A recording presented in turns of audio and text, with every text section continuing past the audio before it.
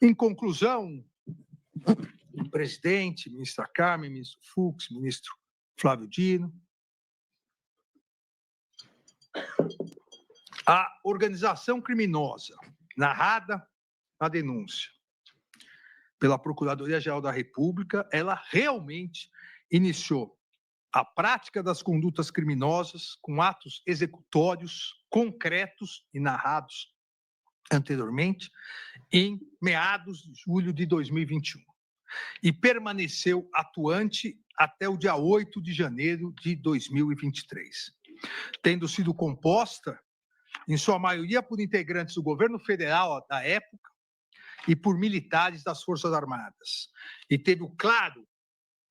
objetivo de impedir e restringir o pleno exercício dos poderes constituídos, em especial o poder judiciário, por meio do Supremo Tribunal Federal e do Tribunal Superior Eleitoral, bem como tentar impedir a posse ou depor o governo legitimamente eleito em outubro de 2022. O réu, Jair Messias Bolsonaro, exerceu a função de líder da estrutura criminosa e recebeu ampla contribuição de integrantes do governo federal e das Forças Armadas, utilizando-se da estrutura do Estado brasileiro para a implementação de seu projeto autoritário de poder, conforme fartamente demonstrado nos autos. Jair Messias Bolsonaro foi fundamental para reunir indivíduos de extrema confiança do alto escalão do governo federal que integravam um núcleo central da organização criminosa, como o réu Alexandre Ramagem, então diretor-geral da ABIN, o réu Anderson Torres, delegado da Polícia Federal, que ocupou o cargo de ministro da Justiça e Segurança Pública, também como narrado nos itens anteriores. O núcleo central também tinha integrantes militares que ocupavam cargos estratégicos dentro do Poder Executivo Federal, como o réu Augusto Heleno, e aqui também a alegação de que durante o governo o réu Augusto Heleno se afastou de Jair Bolsonaro, ela é desmentida tanto pelo próprio réu Augusto Heleno, que em seu interrogatório disse que isso não ocorreu e que ele tinha livre acesso a qualquer momento, que não precisaria, momento algum, avisar que iria no gabinete do presidente, como também, e consta no depoimento de Batista Júnior, no dia 17 de dezembro de 2022, ou seja, durante a tentativa de pressão aos militares, pressão exercida fortemente também pelo réu Braga Neto, que determinou, via várias mensagens, que se ofendesse e pressionasse os outros comandantes. No meio desta pressão final, antes do término do mandato, o presidente, então presidente, o réu Jair Bolsonaro, convoca Augusto Heleno para uma reunião. Augusto Heleno está na formatura militar do seu neto e pede uma carona de FAB para o brigadeiro Batista Júnior. O brigadeiro Batista Júnior, antes de dar essa carona, conversa com ele sobre esses fatos golpistas. Olha, alguém que está afastado de Jair Bolsonaro não é convocado no dia da formatura militar do seu neto, faltando, inclusive, ao baile de formatura. Isso foi muito colocado pelo próprio brigadeiro, porque é uma tradição na família militar, não só a formatura como o baile. Alguém que está afastado não larga a formatura do neto para ir se reunir no meio das reuniões golpistas com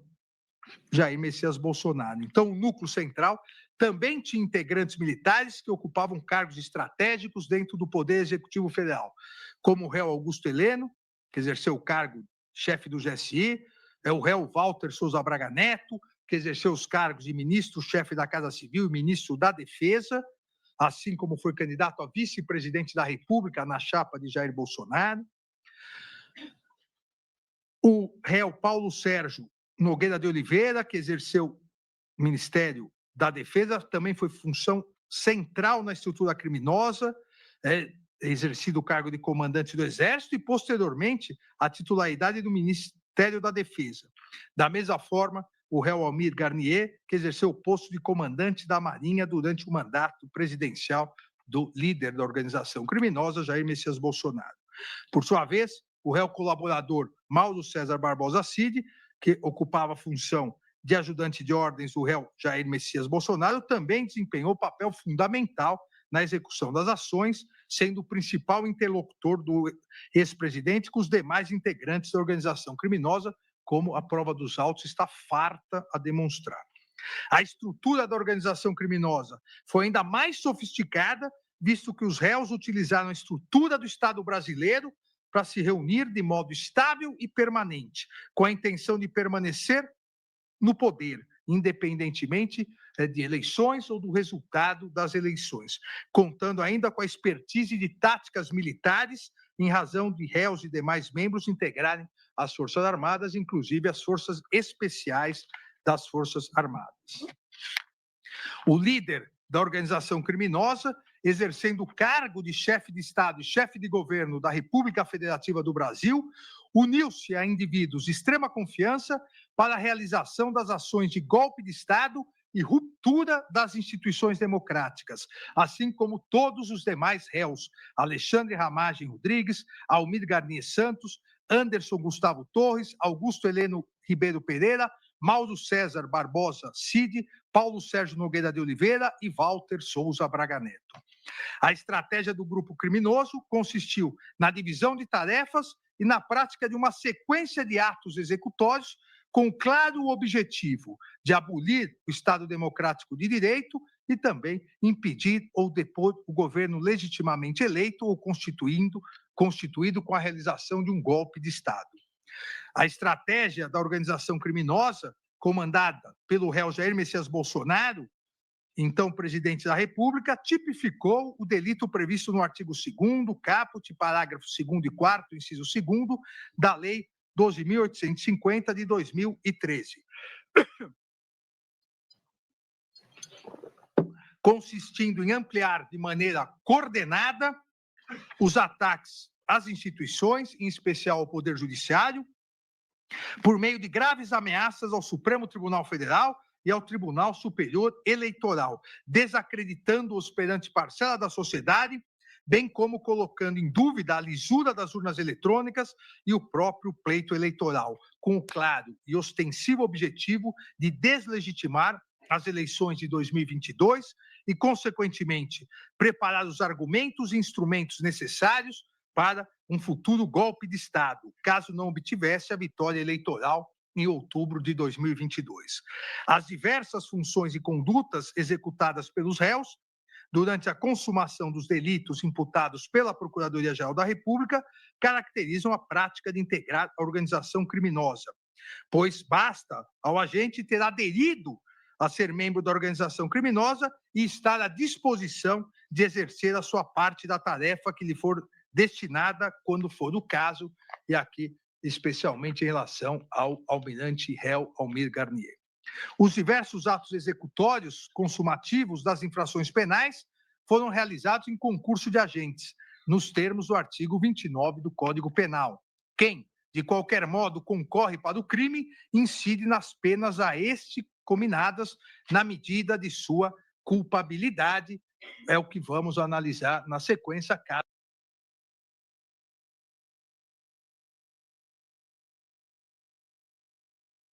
haja a condenação dos réus. Sendo que a divisão das tarefas da estrutura também, a hierarquização do grupo delitivo nos diversos atos executórios das infrações penais que sequencialmente eu narrei. A estabilidade e permanência da organização criminosa foi comprovada pela investigação da Polícia Federal e corroborada pelas provas produzidas em juízo pela Procuradoria-Geral da República, e não deixam margem de dúvidas sobre a intensa interação e direto acesso que todos os réus tinham com o líder da organização criminosa, Jair Messias Bolsonaro. A atuação efetiva e a prática de atos executórios pela organização criminosa iniciaram-se com a utilização de órgãos públicos, em um primeiro momento ABIN e GSI, para a construção e divulgação, apoiando-se inclusive em suas denominadas milícias digitais, de uma falsa e ilícita versão sobre vulnerabilidade das urnas eletrônicas e falta de legitimidade da justiça eleitoral, com a finalidade de gerar instabilidade institucional e caos social, criando uma futura situação no país que possibilitasse a restrição do pleno exercício do Poder Judiciário, seja até o período eleitoral, seja até uma eventual continuidade do governo em caso de vitória das eleições, ou a decretação de um golpe de Estado, caso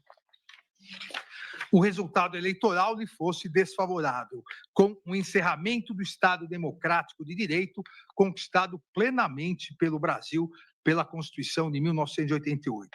A organização criminosa, portanto, desde início de julho de 2021, iniciou uma sequência de atos executórios que consumaram a prática dos delitos de organização criminosa, abolição violenta do Estado Democrático de Direito e golpe de Estado, previstos no artigo 359L e 359M. Os réus tentaram, com emprego de grave ameaça, abolir o Estado Democrático de Direito, impedindo ou restringindo o exercício dos poderes constitucionais, em especial do Poder Judiciário brasileiro, com o claro intuito de manutenção de seu grupo político no poder. Da mesma forma, mediante diversos atos executórios voltados a tentar depor, por meio de violência ou grave ameaça, o governo legitimamente constituído, seja impedindo que houvesse a diplomação e posse do presidente e vice-presidentes eleitos, no denominado autogolpe, seja retirando-os do poder após a posse em verdadeiro golpe de Estado, no que culminou com os violentíssimos atos criminosos de 8 de janeiro de 2023, que tipificaram também por participação nos termos do artigo 29 do Código Penal, tipificaram os delitos de dano qualificado pela violência e grave ameaça contra o patrimônio da União e que com considerável prejuízo para a vítima e deterioração de patrimônio tombado. Os réus, portanto, praticaram todas as infrações penais imputadas pela Procuradoria-Geral da República em concurso de agentes e em concurso material. Em relação ao concurso material de delitos, no recebimento da denúncia, essa primeira turma já reconheceu a possibilidade de concurso material entre os delitos previstos nos artigos 350L e 359M do Código Penal, o que reitero no presente momento, uma vez que a análise dos fatos demonstrou a total autonomia entre os tipos. Também aqui saliento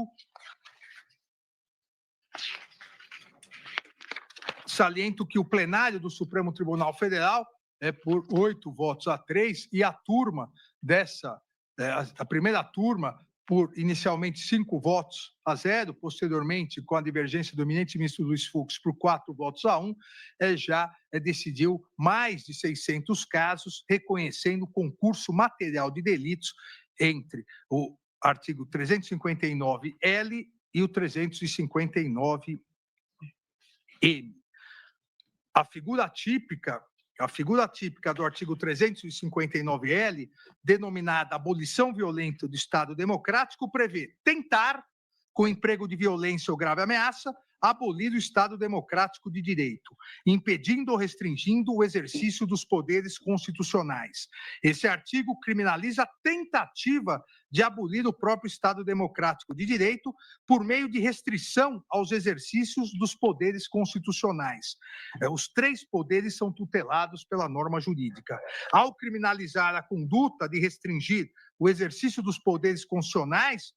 o artigo 359L permite, como no caso em questão, que o chefe do Executivo, no exercício do seu mandato, pratique diversas condutas criminosas por meio de grave ameaça ou violência para impedir ou restringir o pleno exercício do Poder Judiciário, como poderia ser também em relação ao Poder Legislativo. Essas condutas configurariam configuram a tentativa de abolição do Estado democrático de direito pelo presidente da República legitimamente eleito, sem que houvesse qualquer golpe de Estado, inclusive porque, nessa hipótese, a proteção legal estaria destinada, no caso concreto, ao Poder Judiciário, mas também poderia ser ao Poder Legislativo. Diferentemente, no tipo penal descrito no artigo 359-M, tentar depor por meio de violência ou grave ameaça o governo legitimamente constituído, a objetividade jurídica é a proteção do governo legitimamente constituído. Ou seja, a norma jurídica pretende proteger o Poder Executivo, o governo eleito democraticamente pelo povo, pretende proteger contra roubos ditatoriais, inclusive por meio de intervenções militares. São tipos penais diversos, como atesta toda a doutrina. Na presente ação penal, a Procuradoria-Geral da República imputa tipos penais que tutelam bens jurídicos distintos, com absoluta independência típica, cujas condutas dos agentes narradas detalhadamente foram de forma autônoma, ofendendo cada bem jurídico tutelado pelo ordenamento jurídico, e foram praticados em momentos distintos por meio de diversas condutas com desígnios autônomos, impedindo, portanto, a aplicação da consunção ou absorção. A consunção, ou o princípio da absorção, ou regra da absorção, aplica-se quando há unidade de desígnio, de forma que o agir do agente se dirige exclusivamente à obtenção de um único resultado criminoso. Nessa hipótese, o crime meio, de função subordinada, é absorvido pelo crime fim, por não possuir autonomia lesiva nem representar nova violação a bem jurídico, que é exatamente o que não ocorreu na presente hipótese. Na presente hipótese, inaplicável absorção, pois as previsões legais dos artigos 359L e 359M tutelam bens jurídicos distintos, têm independência típica, e a imputação fática aponta ofensa a cada um dos bens jurídicos tutelados. A título, ministra Carmen, exemplificativo, hipoteticamente, para que fique bem claro a diferença e a autonomia desses crimes, hipoteticamente, se fosse possível retroagir a aplicação da atual lei penal, hipoteticamente, por óbvio, poderíamos demonstrar a diferenciação muito clara da tipificação de diversas condutas antidemocráticas ocorridas na história do Brasil e que, lamentavelmente, nunca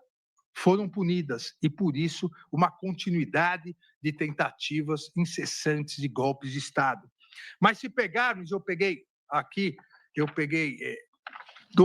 três casos, se pegássemos, poderíamos entender bem os delitos, que um delito 359L representa uma ofensa a bem jurídico e o 359M outra.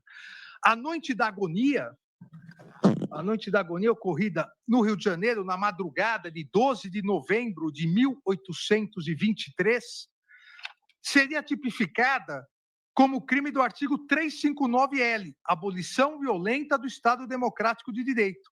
pois, por determinação do imperador Dom Pedro I, o exército invadiu o plenário da Assembleia Constituinte, prendeu vários deputados, inclusive José Bonifácio de Andrade Silva e seus irmãos, que posteriormente foram deportados. A finalidade foi dissolver a Constituinte para que o imperador pudesse redigir uma nova Constituição, outorgada em 25 de março de 1824, que o fortalecesse. Dessa forma, mediante violência, a abolição foi contra o exercício do poder legislativo. A minuta do golpe visava tentar abolir o Tribunal Superior Eleitoral, a Justiça Eleitoral, órgão do Poder Judiciário, substituindo por uma comissão composta por um grupo político. Claramente, aqui,